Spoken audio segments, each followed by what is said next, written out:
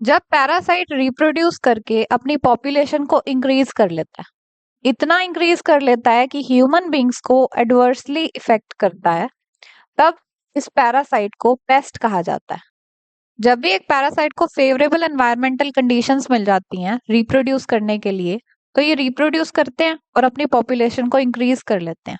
इस increase population की feeding requirement भी इंक्रीज हो जाती है। तो फीडिंग रिक्वायरमेंट को पूरा करने के लिए ये डिफरेंट टाइप्स की क्रॉप्स पर फीड करने लगते हैं। इतना फीड करते हैं कि क्रॉप्स को डैमेज कर देते हैं, यानी अब पैरासाइट पेस्ट में टर्न हो जाता है। तो एक पैरासाइट के पास कैपेबिलिटी होती है कि वो पेस्ट में टर्न हो जाए। तो हम पैरासाइट और पेस्ट वर्ड को इंटरचेंज करके यूज कर सकते हैं। तो अब पढ़ते हैं डिफरेंट टाइप ऑफ पेस्ट और डिफरेंट टाइप्स ऑफ पैरासाइट्स। सो पहले पढ़ रहे हैं on the basis of host parasite relationship. अगर होस्ट और पैरासाइट का जो रिलेशन है वो थोड़े समय का, कुछ टाइम के लिए साथ रहते हैं, तो इस तरह के पैरासाइट को कहा जाता है टेम्परेरी पैरासाइट या पार्शियल पैरासाइट या फिर इंटरमिटेंट पैरासाइट। अब जब ये पैरासाइट इंक्रीज हो जाएगा नंबर में और डैमेज कोज करेगा, तब इसको पेस्ट बोल देंगे, टेम्परेरी पेस्ट। और अगर होस्ट और पैरासाइट का जो रिलेशनशिप है वो लंबे समय तक चलता है, बहुत लंबे समय तक चलता है, कि जो पैरासाइट है वो अपनी पूरी लाइफ साइकिल होस्ट की बॉडी में या होस्ट की बॉडी के ऊपर कंप्लीट करता है, तब इस तरह के पैरासाइट को कहा जाता है परमानेंट पैरासाइट। टेम्परेरी पैरासाइट देखिए, जैसे कि कई बार लीचेस चिपक जाती हैं ह्यूमन बॉडी पे, कुछ टाइम के लिए रहती हैं, खून चूसती हैं, तो ये हो गई temporary host. Similarly mosquitoes bite करते हैं, तो ये भी टेम्परेरी हैं। देन परमानेंट पर आ जाते हैं। परमानेंट पैरासाइट होस्ट की बॉडी के ऊपर भी रह सकते हैं और होस्ट की बॉडी में अंदर भी रह सकते हैं। अगर बॉडी के ऊपर रहते हैं तो इन्हें बोला जाता है एक्टो पैरासाइट, और अगर होस्ट की बॉडी के अंदर रहते हैं तो उन्हें बोला जाता है एंडो पैरासाइट। पहले एक्टो पैरासाइट देखिए, जैसे कि जो पैडिकुलस होती है, head Laue's, head Laue's commonly से बोलते हैं, ये ह्यूमन बींग्स के हेयर्स में पाई जाती हैं कभी कभी।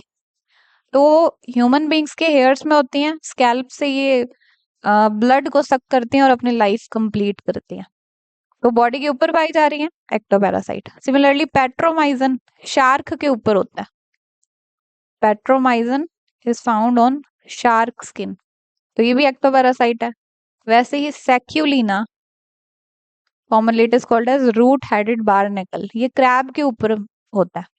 ये क्या करता है, क्रैब के ऊपर एज अ पैरासाइट जब ये रहता है तो क्रैब के टेस्टिकल पर फीड करता है।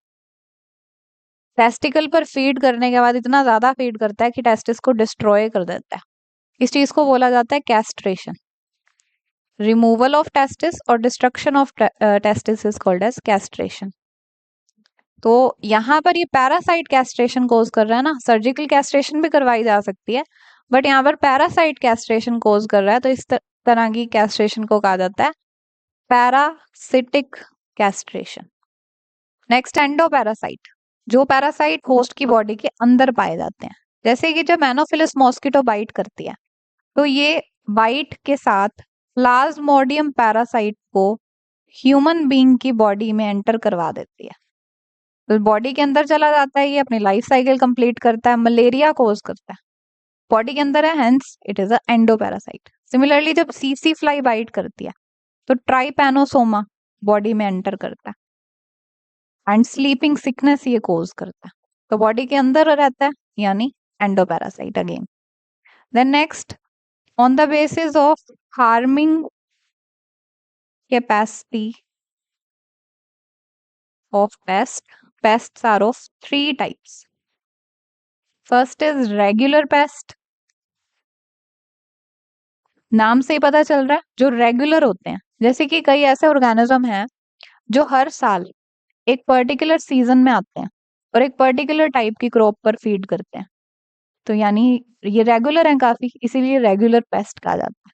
जैसे कि जैसिड्स या फिर aphids These are regular pest. Then next is sporadic pest. ये वो पेस्ट हैं जो एक सर्टेन कंडीशन में, टाइम पे और एक पर्टिकुलर लोकेशन में ही पेस्ट की तरह काम करते हैं, पेस्ट बनते हैं। जैसे कि जो ग्रास होपर्स हैं वो समर टाइम पर अपने आप को बहुत ज्यादा रिप्रोड्यूस कर लेते हैं, अपनी पॉपुलेशन को इंक्रीज कर लेते हैं। तो कंडीशन क्या है? समर टाइम, जुलाई अगस्त के मंथ में होते हैं ये टाइम, डे टाइम पर ये एक्टिव होते हैं।